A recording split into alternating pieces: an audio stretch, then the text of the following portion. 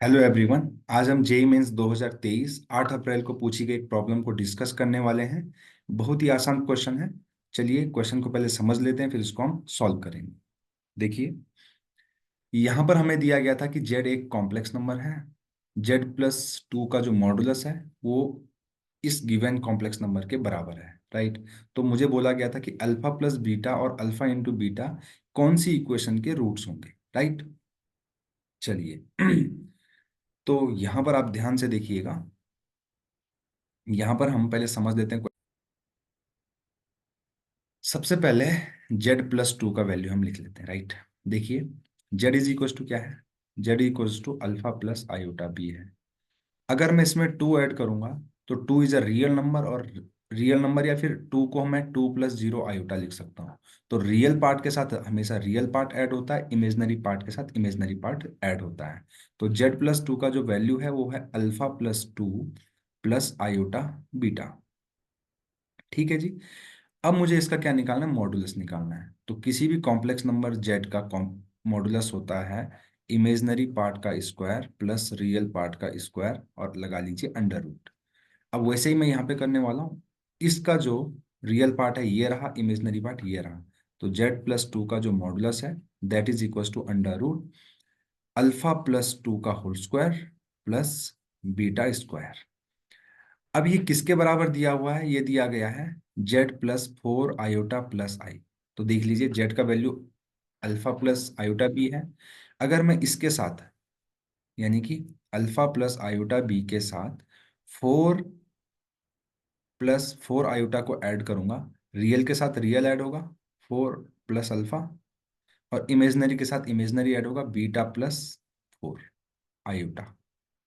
अब ये बराबर है इसके, four plus alpha plus beta plus four iota के। ध्यान दीजिएगा, ये जो अंडर रूट में लिखी गई चीज है this is a real part. किसी भी कॉम्प्लेक्स नंबर का जो मॉड्यूलस है that is a real number. तो कोई दो कॉम्प्लेक्स नंबर कब इक्वल होते हैं? दो कॉम्प्लेक्स नंबर तभी इक्वल होते हैं जब उनके रियल पार्ट आपस में बराबर हों और इमेजनरी पार्ट उनके आपस में बराबर हो, तभी वो बराबर हो सकते हैं। तो ये बराबर कब होंगे?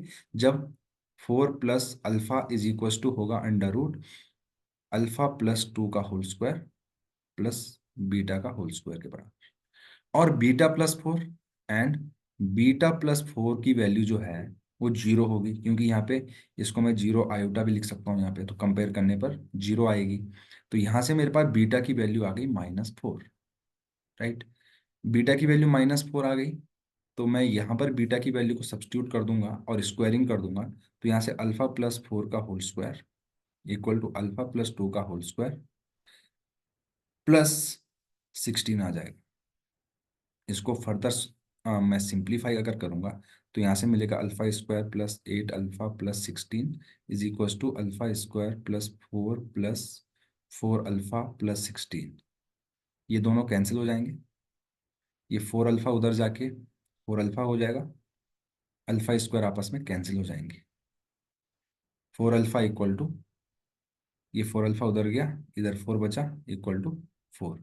यहाँ से मेरे को अल्फा की वैल्यू वन मिल गई, बीटा की वैल्यू माइनस फोर मिल गई। अब इसने बोला कि अल्फा प्लस बीटा और अल्फा इंटू बीटा कौन सी इक्वेशन के रूट्स होंगे। तो सबसे पहले हम अल्फा प्लस बीटा और अल्फा माइनस बीटा का वैल्यू निकाल लेते हैं। अल्फा प्लस बीटा का जो वैल्यू होगा दोनों को ऐड करके आएगा that is minus three. Alpha into beta दोनों को इंटू करके आएगा माइनस फोर, राइट।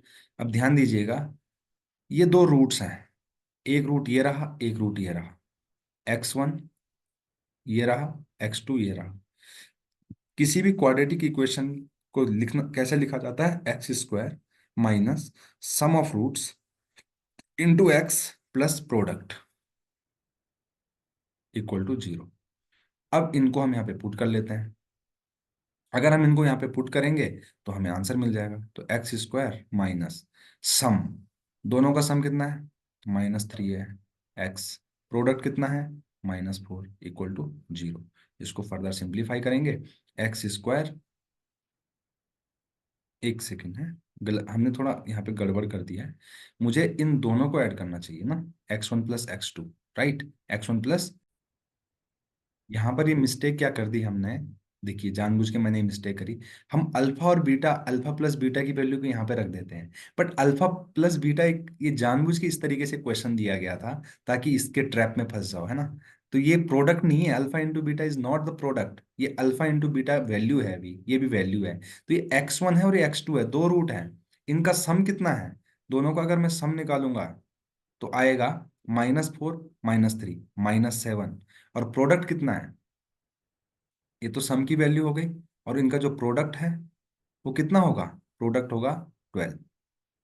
ठीक है, तो यहां पर मैं -7 रखूंगा, यहां पर रखूंगा +12, तो यहां से हो जाएगा +7x +12 = 0। ठीक है, तो यही इस क्वेश्चन का आंसर है। अगर आपको ये क्वेश्चन, ये अप्रोच अच्छी लगी हो तो प्लीज चैनल को लाइक शेयर और सब्सक्राइब करना बिल्कुल ना भूलें। Thank you very much.